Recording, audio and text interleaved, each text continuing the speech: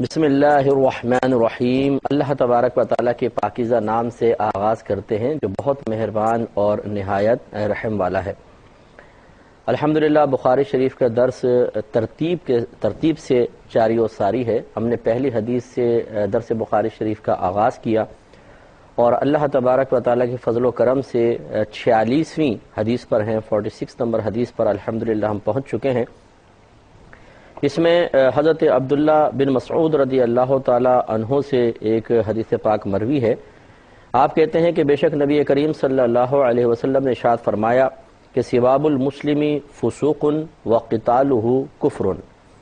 مسلمان کو گالی دینا گناہ کبیرہ ہے اور اسے قتل کر دینا کفر ہے۔ تو اس میں مسلمان کو گالی دینا فسوق ہے۔ فسوق معنی ہوتا ہے گناہ کبیرہ کرنا، چونکہ یہ اعلانیہ گناہ ہے، ایک مسلمان کو اعلانیہ طور پہ انسان گالی دیتا ہے، تو یہ جو اعلانیہ طور پہ گناہ کبیرہ ہوتا ہے، گناہ کبیرہ کو فسق کہتے ہیں اگر اعلانیہ طور پر ہو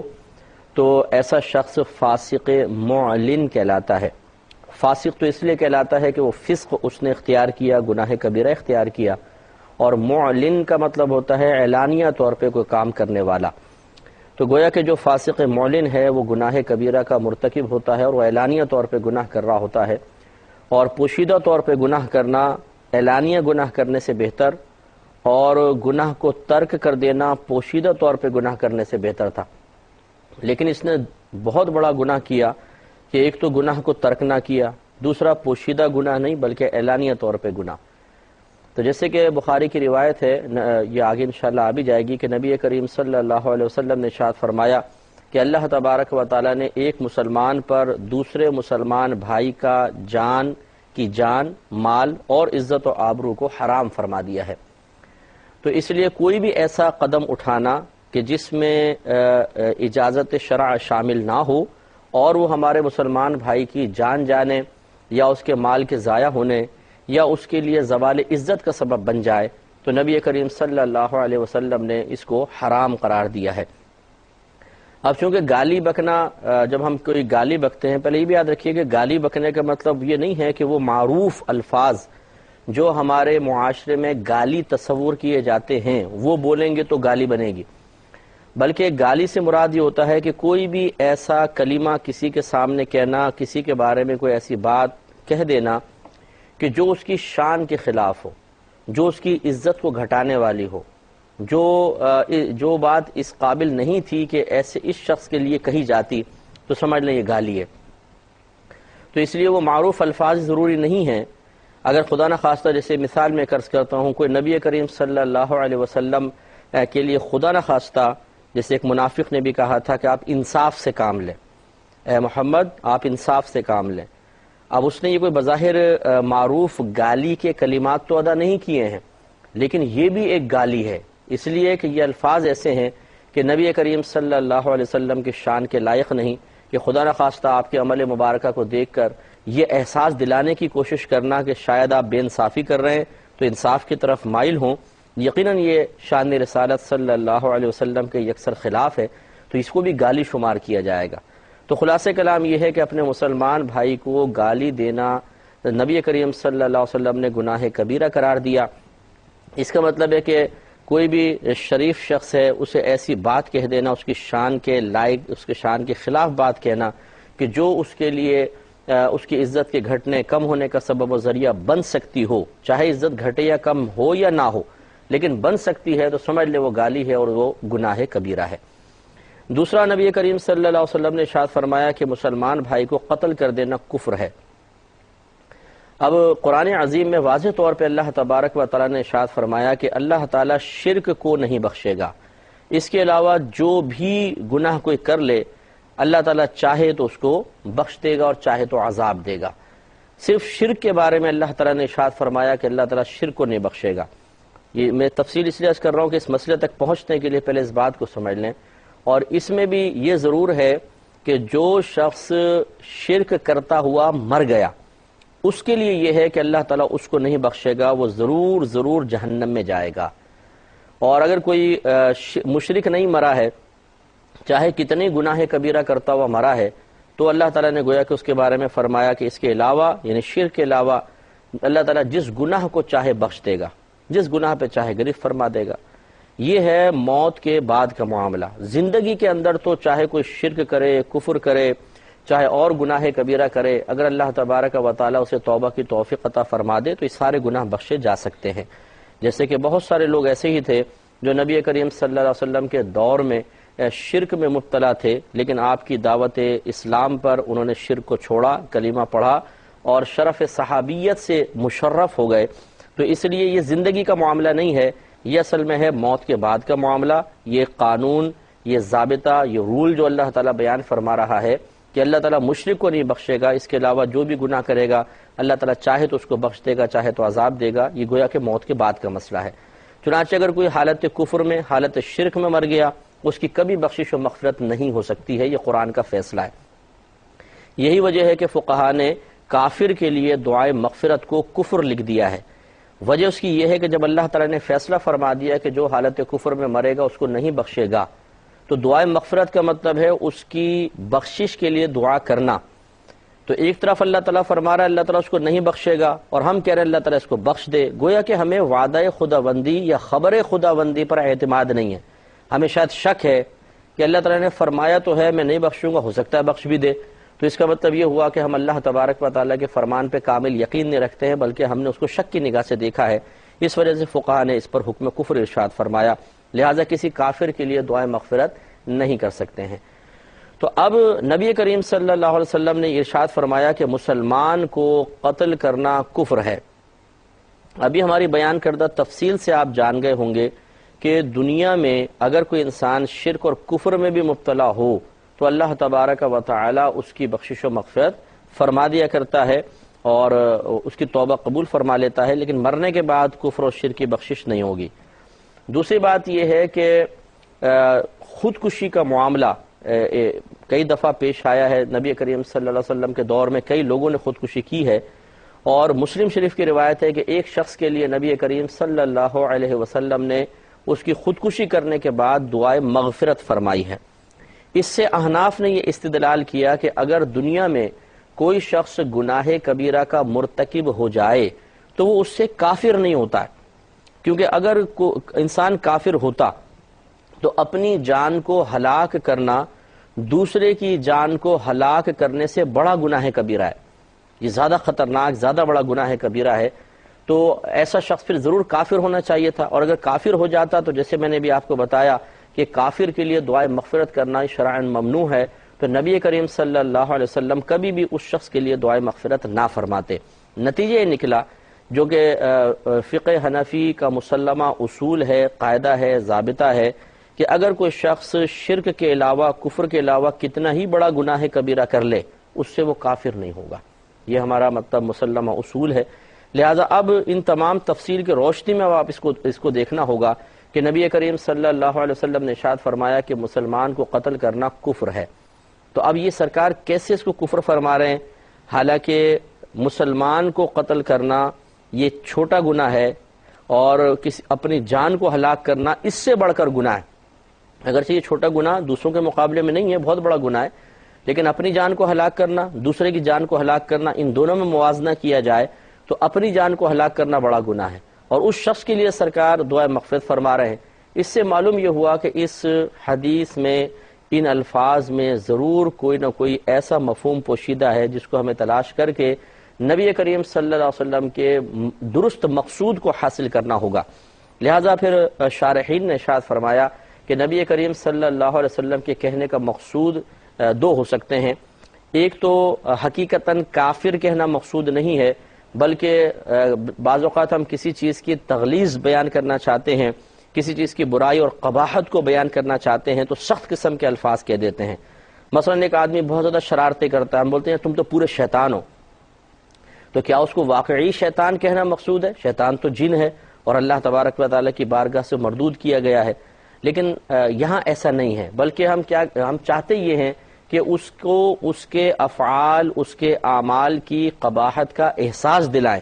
کہ تم یہ بہت غلط کام کر رہے ہو، بالکل ایسے جیسے شیطان۔ تو اسی طریقے سے یہاں بھی ایسا ہی ہو سکتا ہے کہ نبی کریم صلی اللہ علیہ وسلم گویا کہ فرما رہے ہیں کہ جس نے کسی مسلمان بھائی کو قتل کیا یہ اتنا برا ہے جیسے کفر اختیار کر لینا.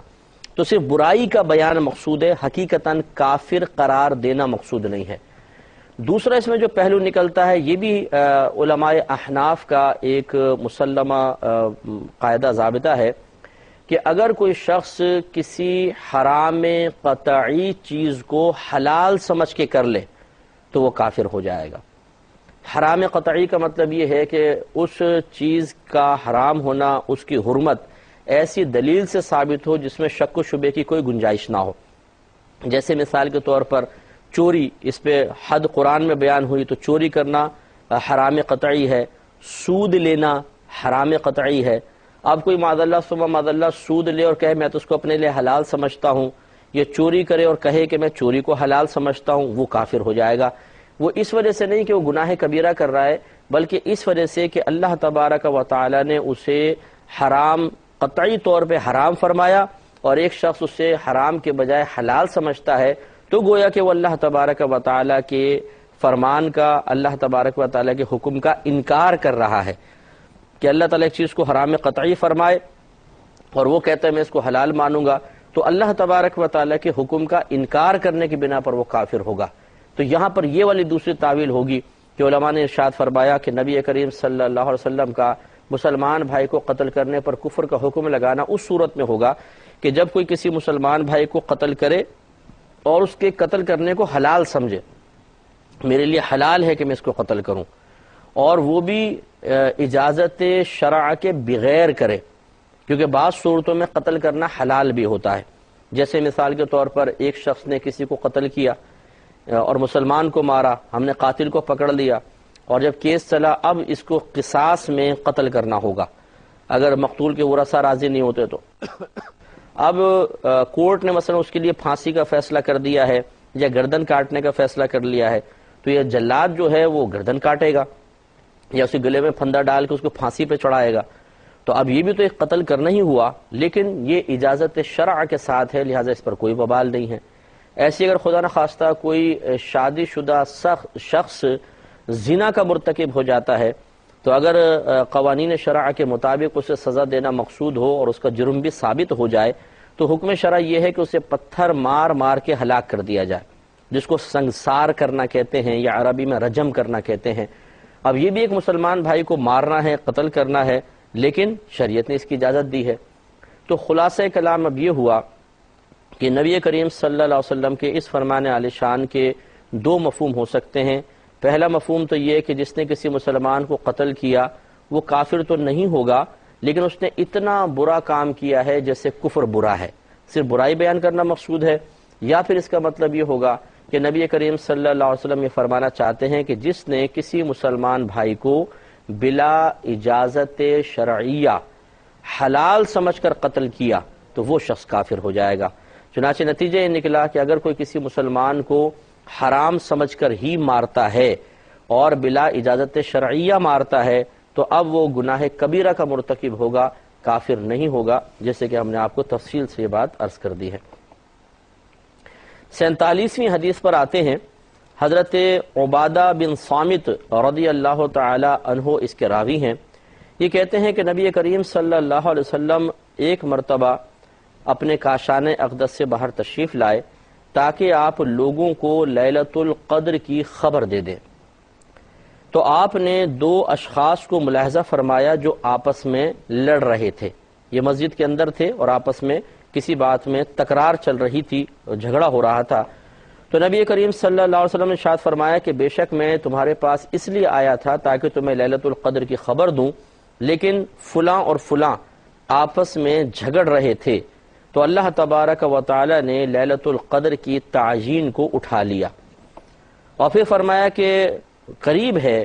کہ یہ ہو سکتا ہے تمہارے لیے اسی میں بہتری ہو. پھر آپ نے ارشاد فرمایا کہ اس کو 27ویں میں،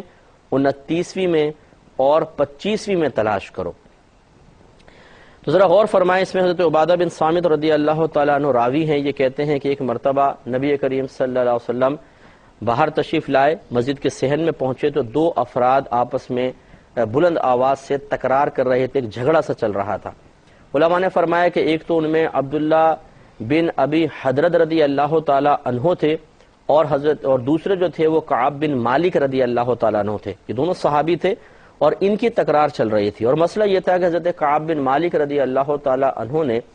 حضرت عبداللہ بن ابی حضرت رضی اللہ تعالیٰ عنہ کو کچھ قرضہ دیا تھا، اور وہ قرض کی ادائیگی میں تھوڑا سا ان سے تاخیر ہو گئی تھی، تو اب یہ سختی سے مطالبہ کر رہے تھے، گویا کہ جیسے ہم آپس میں کرتے ہیں کہ بھئی اتنا لیٹ ہو گیا، آپ مجھے پیسے کیوں نہیں دیتے ہیں وغیرہ وغیرہ۔ یہ آپس میں تھوڑی تکرار چل رہی تھی اور اس میں آواز بلند ہو گئی تھی، لہٰذا یہ خدا نخواستہ کوئی بدگمانی کی ضرورت نہیں ہے کہ اس دور میں صحابہ کرام تھے، کیا وہ ہاتھا پائی کر رہے تھے، کیا وہ بیجا کسی چیز پہ جھگڑ رہے تھے، ایسی بات نہیں تھی۔ بعض لوگ، یہ حدیث ابھی اور بھی کئی جگہ پر آئے گی اور اس میں مختلف چیزیں اور بھی بیان ہو جائیں گی اور وضاحت ہو جائے گی، لیکن بعض لوگ اس حدیث کو بعینہ ہی بیان کرتے ہوئے معاذ اللہ ثم معاذ اللہ یوں کہہ دیا کرتے ہیں کہ دیکھیں نبی کریم صلی اللہ علیہ وسلم تشریف لائے تھے تاکہ لوگوں کو بتا دیں کہ شب قدر کون سی تاریخ کو ہوگی، خاص تعین بتا دیں، لیکن دو شخص آپس میں لڑ رہے تھے، ان کے جھگڑے کی نحوست کی بنا پر یہ تعین اٹھا لی گئی۔ تو معاذ اللہ ثم معاذ اللہ ایسے الفاظ ہرگز ادا نہ کیے جائیں، کیونکہ دونوں جلیل القدر صحابی تھے، اور حضرت کعب بن مالک رضی اللہ تعالی عنہ اپنے قرض کا مطالبہ کر رہے تھے، اور یہ مطالبہ کرنا کوئی ناجائز یا حرام نہیں تھا، نہ وہ خدا نہ خواستہ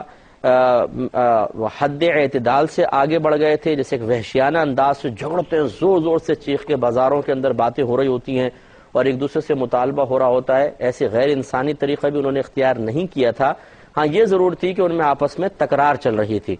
تو خلاصہ کلام کہنے کا مقصود یہ ہے کہ جو خصوصاً ہمارے تبلیغ کے شعبے سے وابستہ افراد ہیں، اس حدیث کو بیان کرتے ہوئے ہرگز ان جھگڑنے والوں پر کوئی کمنٹس نہ دیں، کیونکہ بعض اوقات پتہ نہیں ہوتا کہ وہ دونوں صحابی تھے اور کون کون تھے، شرح نہیں پڑی ہوتی۔ تو یہ میں نے خود اپنے کانوں سے بھی بعض اوقات سنا ہے، اسی طریقے سے وہ بیان کر دیتے ہیں کہ دو آدمی لڑ رہے تھے آپس میں اور ان کی نحوست کی بنا پہ تعین اٹھا لی گئی۔ معاذ اللہ ثم معاذ اللہ، صحابہ کرام کا تو آپس میں تکرار کرنا بھی باعث برکت ہے،